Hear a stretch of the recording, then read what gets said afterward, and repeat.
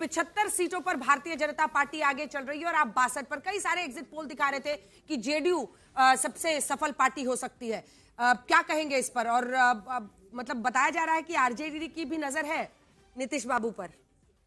देखिए, सबसे पहली बात तो यह है कि आरजेडी क्या समझती है वो हमारे लिए कोई चिंता का सबब नहीं।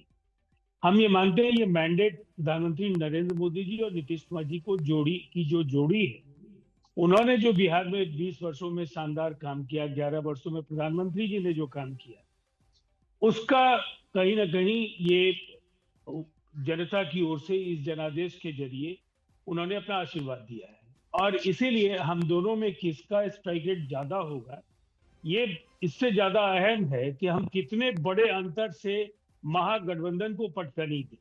और निसंदेह ये जो आंकड़े हैं, जो केंद्रीय गृह मंत्री अमित शाह जी ने जो कहा 160 से ज्यादा सीटें हम हासिल करेंगे, परिणाम उसके आसपास बढ़ते हुए दिख रहे हैं और काफी अच्छे नतीजों की अपेक्षाएं हम लोगों को है। इसलिए 148 सीटों पर इस वक्त एनडीए आगे चल रही है, 74 सीटों पर महागठबंधन आगे चल रहा है। जरा एक बार सीधी टक्कर भी देख लेते हैं। बीजेपी बनाम आरजेडी 51 सीटों पर यहां पर लड़ रही है। 11 सीटों के रुझान हमारे पास आ चुके हैं।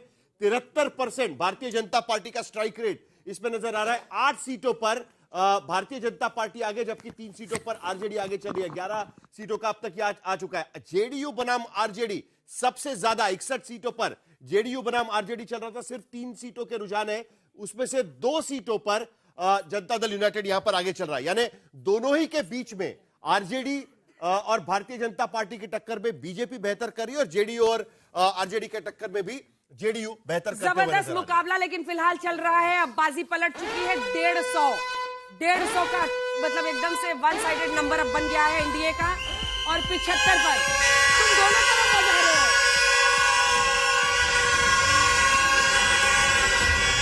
दिखाइए भाई, लॉन्ग शॉट दिखाइए।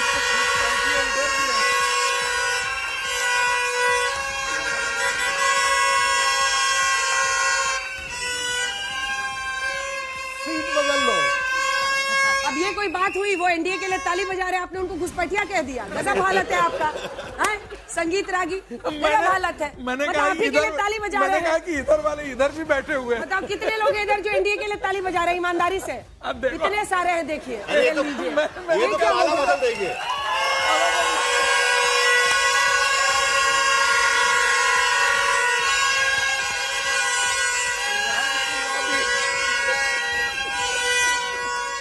तो दूसरे खेमे में भी घुसपैठ आपने जरूर कर ली है, लेकिन घुसपैठिया किसी को मत बोलिएगा। ये सारे हमारे युवा यहाँ पर है जो आज सुबह सुबह पहुंचे हैं, क्योंकि वो भी आज तक का हिस्सा बनना चाहते हैं।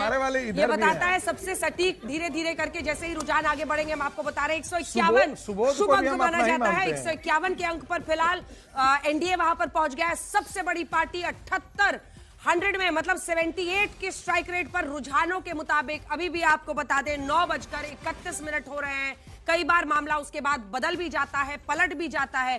64 सीटों पर जेडीयू है, 64 की उनकी स्ट्राइक रेट दिखाई दे रही है। इधर 60 सीटों पर आरजेडी। और ध्यान से देखना होगा, क्योंकि जिन सीटों पर यह कहा जा रहा था कि क्या सीमांचल के क्षेत्र की वो सीटें ऐसी हो सकती हैं जहां से जीत एआईएमआईएम का कोई असर नहीं होगा, उन सीटों पर क्या असर दिख रहा है? क्योंकि अररिया से जेडीयू आगे है, जोकीहाट से भी जेडीयू आगे है। 153 पर फिलहाल एनडीए आगे पहुंच गया। 233 सीटों का रुझान आ गया है। आशुतोष जी क्या आप बोलिएगा? आप बार बार ललकार रहे थे कि अगर इतने ही लोकप्रिय है नीतीश कुमार तो ला के दिखाए ना सीटें ज्यादा।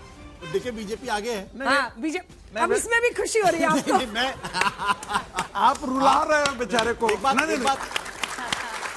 भाई बीजेपी के आगे